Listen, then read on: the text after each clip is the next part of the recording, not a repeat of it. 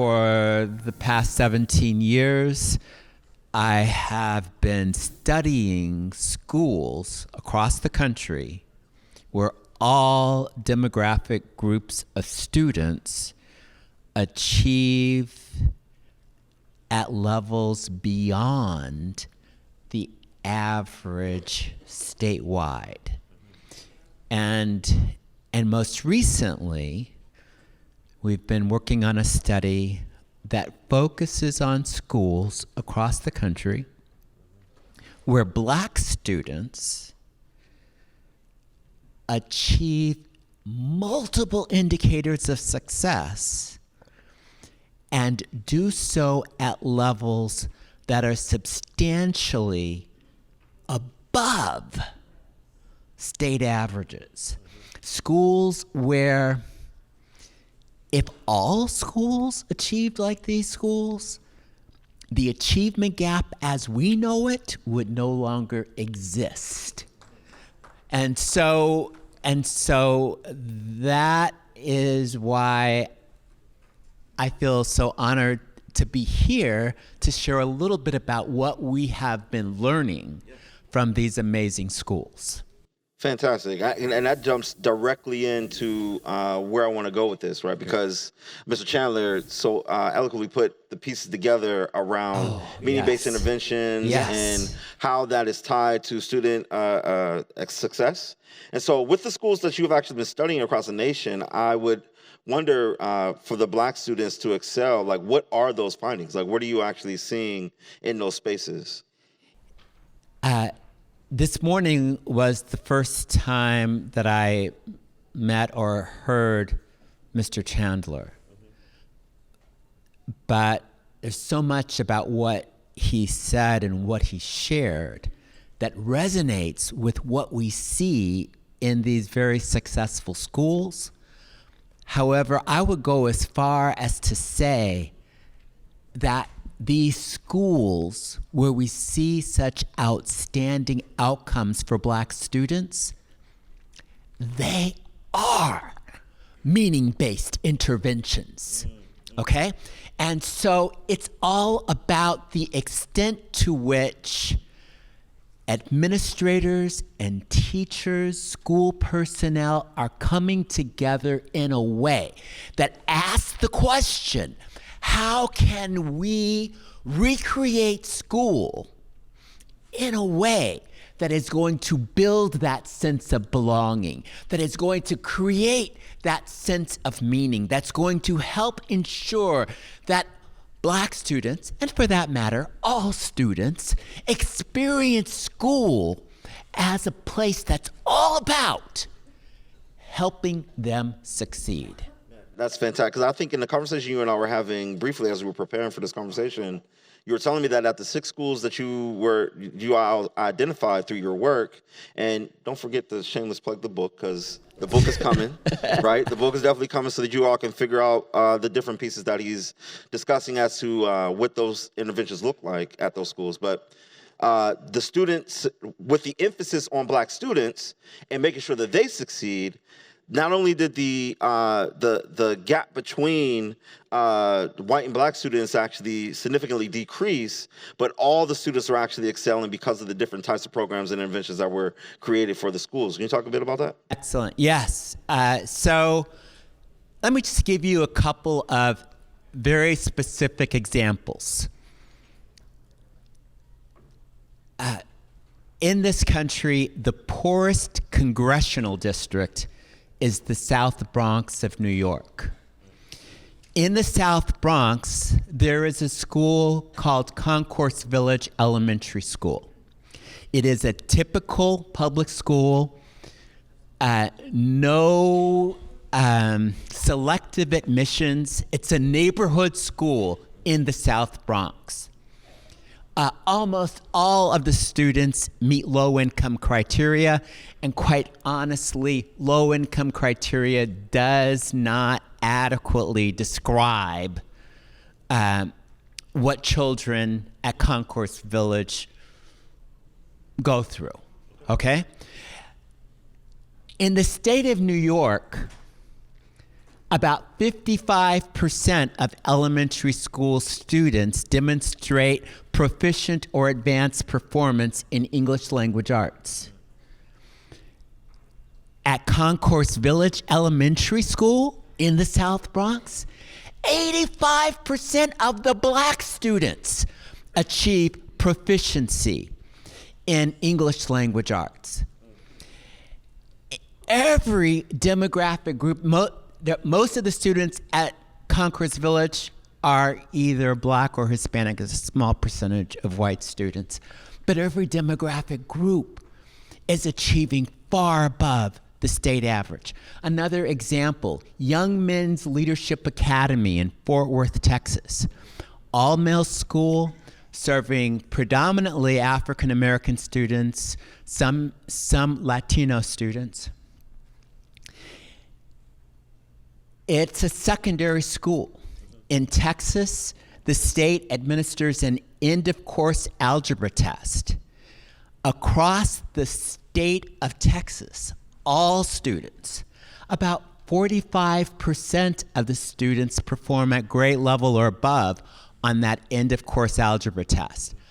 But at Young Men's Leadership Academy, the black students, 86% of them perform at or above grade level on that end-of-course algebra test. The successes at these schools are phenomenal, but they are not accidental. They are not accidental. They exist because educators have recognized the need to come together and to rethink the norms, to rethink the policies, to rethink the course sequences, to rethink the grading policies, to rethink all the things that we have historically done that don't work for black students. And it's not just an issue of deconstructing or disrupting or deassembling. It's also an issue of assembling and bringing together something better, something that is going to systemically work for the students that they perceive that they have the privilege to serve. All right. So the book. All right. Talk The about book. this book. There we go. It's hard writing a book during a pandemic, but I feel so blessed to be here on the threshold of this coming out. So the book is entitled "When Black Students Excel: How Schools Can Engage and Empower Black Students." But just remember, when black students excel. And it's not out yet, but we're at the publishers in the final stages of production. It should be out this fall. I would humbly invite you to look at our center's website, NCUST, National Center for Urban School Transformation, ncust.com. Our center has prominent on the website information about the book and information about a book study, a virtual book study that we will be offering for schools throughout the nation to help folks dig into the book. There'll be each book study session will feature teachers and leaders from these amazing schools, and you'll have opportunities to engage with the authors. So that's ncust.com. The book is When Black Students Excel. All right. So, Thank you. So here's the thing. All right, you wrote it down. The name of the book. Okay. We need the keys today, though. Right. Okay. We don't want to wait for the book. I want to make sure that people can walk away and understand what they can be doing to make sure that Black students are excelling and succeeding in their schools. Right. So in this, from the studies that you have done, what are the overarching themes that you all walked away with looking at these schools and what you have found the through line between what is succeeding on their campuses? So there are three overarching themes. The first is that, okay, so even though this last study focused in deeply on 6 schools, you need to understand that we've been doing this for a while. We've studied over 167 schools that are achieving this kind of success for all demographic groups. But here's the thing.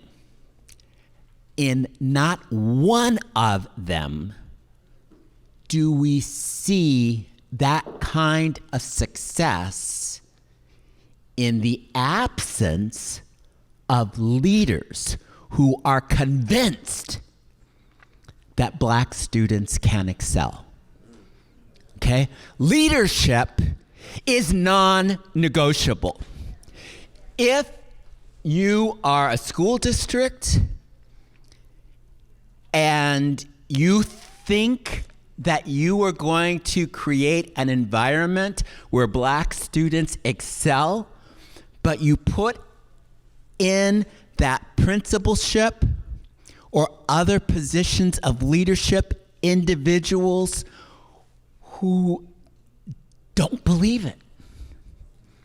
They don't think it can happen.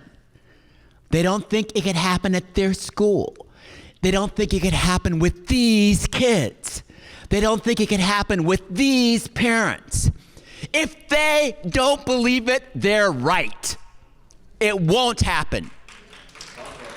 Okay, that is the first theme, getting that leadership in place, on board.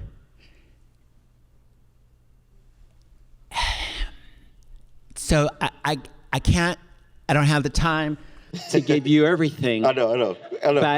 But first one is leadership, I'm going to tell you one thing about the leadership, though. So if I'm interviewing somebody to be a leader in a school, one of the first things I'm going to do is say, hey, look at this data. And I'm going to have it all disaggregated. And I'm going to say, now, so tell me what you think. What are the things that you see? What are the things that concern you, right? And if they fail to notice that Black students are performing at lower levels, if they are failing to notice that there are no Black students in that advanced placement math class, if they're failing to notice that there are Black students who are being suspended at disproportionate levels, if they are failing to notice the miserable grade performance of Black students, or even if they notice those things, but don't feel a sense of urgency for changing that, then wave goodbye. They're not ready. They're not ready. Talk about it. Okay. So the first one, it's a good thing we got all the leaders in the room, right? So if we got leaders in here who don't believe, then maybe you might need to step aside. No, this is the choir. I know. I know. This is the choir. Because I don't think we got those type of leaders in here, right? Right. They're ready for change, ready for action on these campuses. Right. All right, so we got number one. We got to have leadership who believes and sees it as a sense of urgency to transform the paradigms on these campuses. Yes. We're creating the 21st century way of doing education right now. This is the conversation we're having. Yes. What's number two? Number two is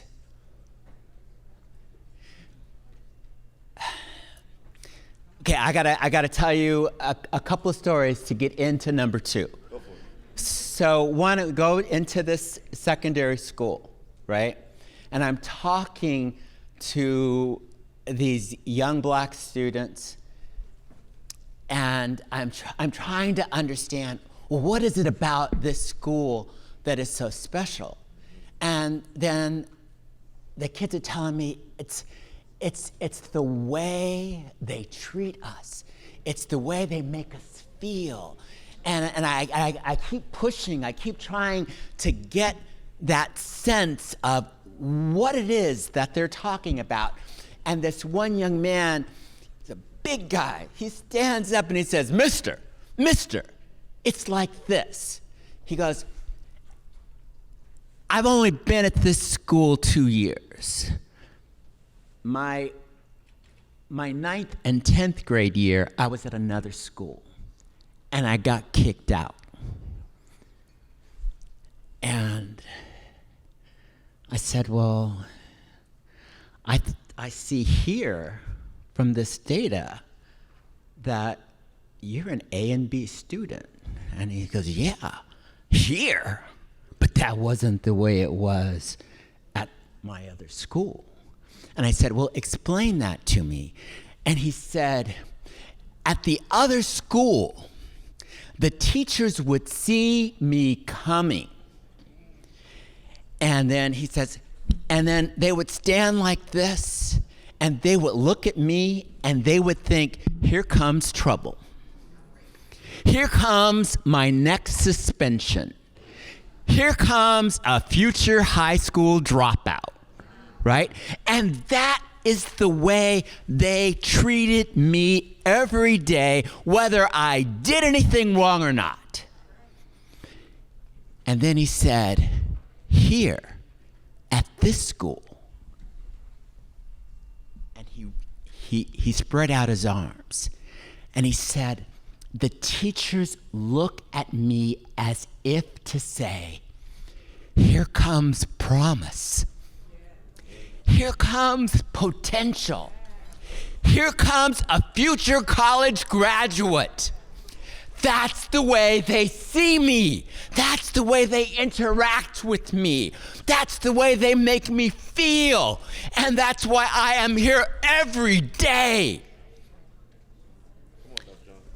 That is the spirit that we need to pervade schools throughout this country. So that second theme is that it's all about creating an environment where students know that they're the only reason for this place called school. This isn't about giving adults a job. This is about ensuring the success of a whole generation of children. And so it's all about creating that culture. It's all about creating that environment that sends that message.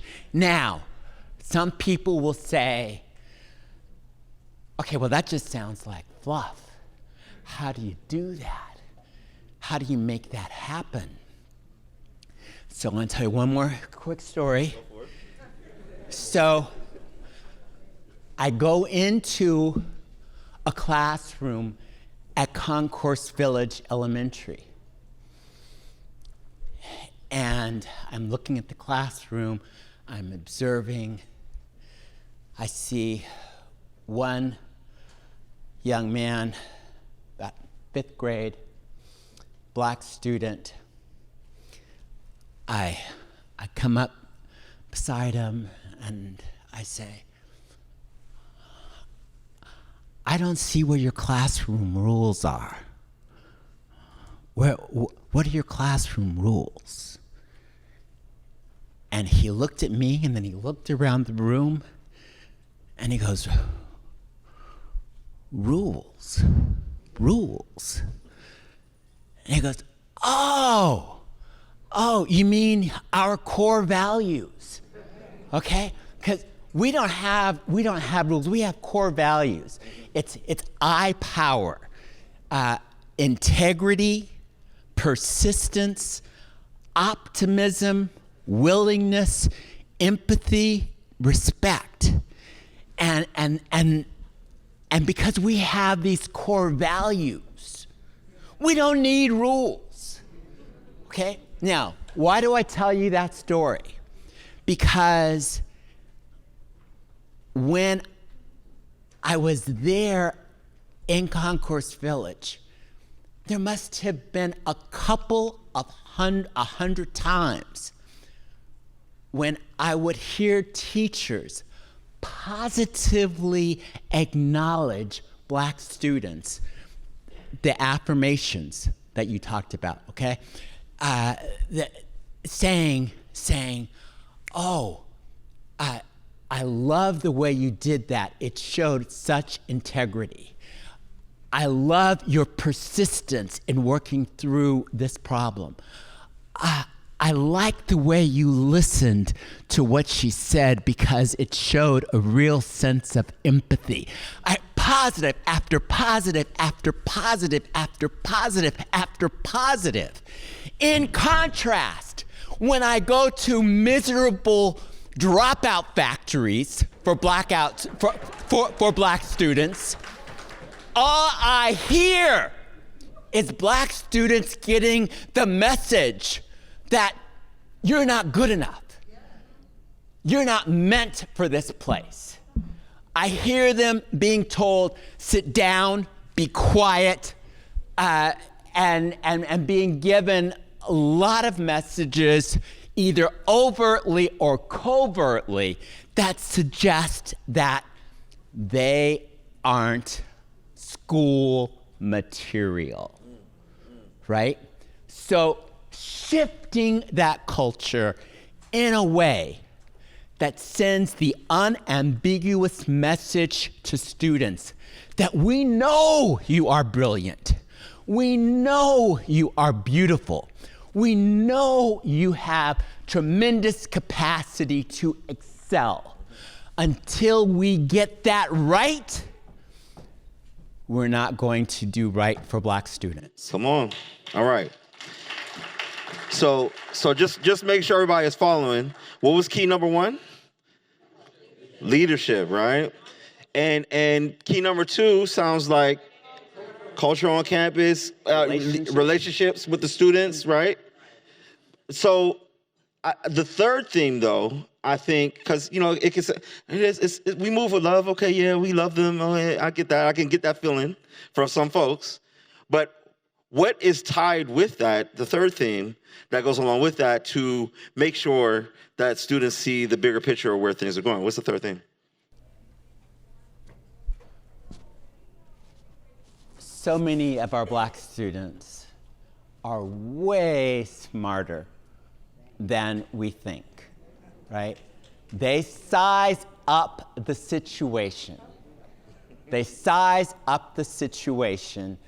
And they recognize, y'all don't want me to succeed here. And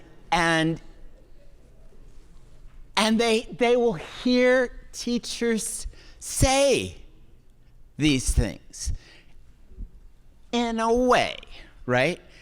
They'll hear the high school teacher say, oh, well, there's no way that you're ready for this class because you have not learned this, and the other. So you can sit here and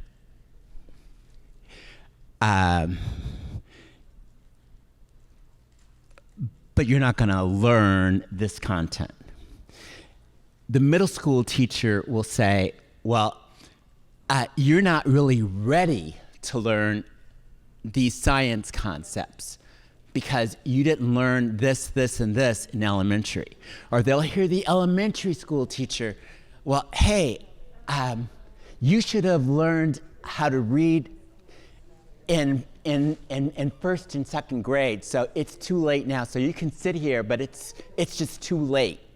They even black preschool children are hearing educators say, well, you're not ready for preschool because you can't sit and listen quietly when we have story time, right? So what is clear in the minds of black children often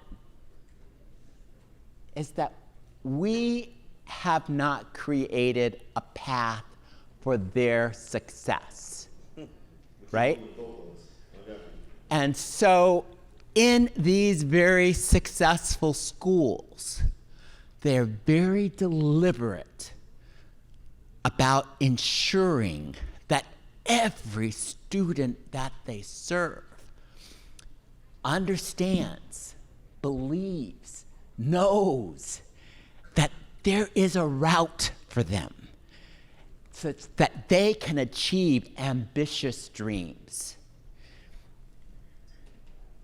At Young Men's Leadership Academy, even though in Texas there's overall around an 80% graduation rate for African American students, at Young Men's Leadership Academy, they graduate 100% of their black students.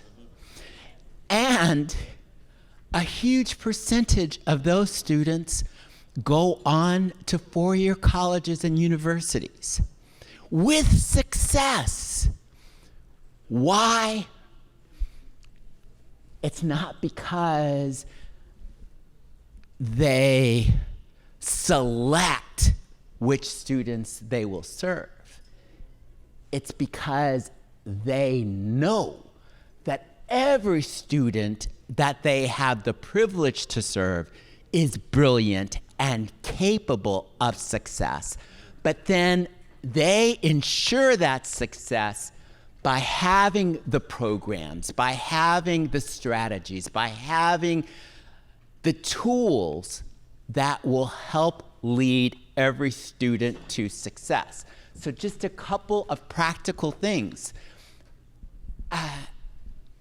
In so many schools, it's the grading policy that communicates to students, hey, there's no longer any hope for you, right? Because the grade,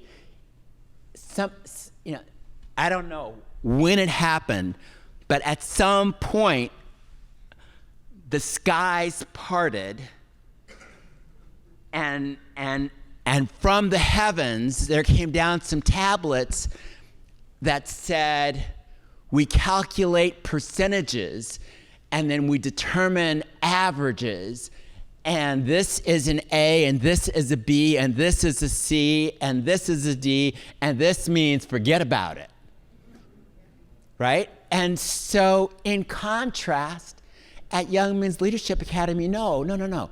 What matters is where you end up, right?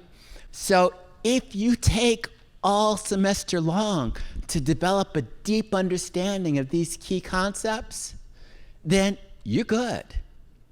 Because it's not about how you did the first day. It's about where you end up. And folks say, well, wait a minute.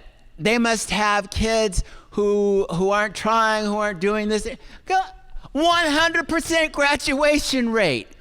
And they have a huge list of black students who not only are in, but who have graduated from impressive colleges. So all of these things are key in helping students perceive that there is a path for them. And I know, I see we're out, but I wanna also say that in all of these very successful schools, they recognize that creating a path for the success of black students does not mean covering every standard, covering every objective, right? So in some schools, we'll hear teachers say, oh yeah, I have to teach this today, and I have to teach this tomorrow, and next week we're on this, and the following week we're on that. Why? Because we have to cover the curriculum. At one of the schools, a school in St. Louis, Missouri, teachers told us, who cares about covering? We're not in the business of making blankets. We're in the business of teaching. And so what they've done is they've asked themselves, what is the most important, what are the most important concepts our students need to learn? And that's where they focus. And they deliberately create a path to success for students by ensuring that students have the real opportunity to learn that content and learn it well. And a part of that means helping students see how this content is not foreign to them, that it is about them, right? So when you go to Concourse Village, you see Black students reading literature about Black families and written by Black authors. And they're saying, hey, this is about me. This makes sense to me. Even in the first grade, you see that happening. And you see that throughout these schools. Students see a path that's viable for their success.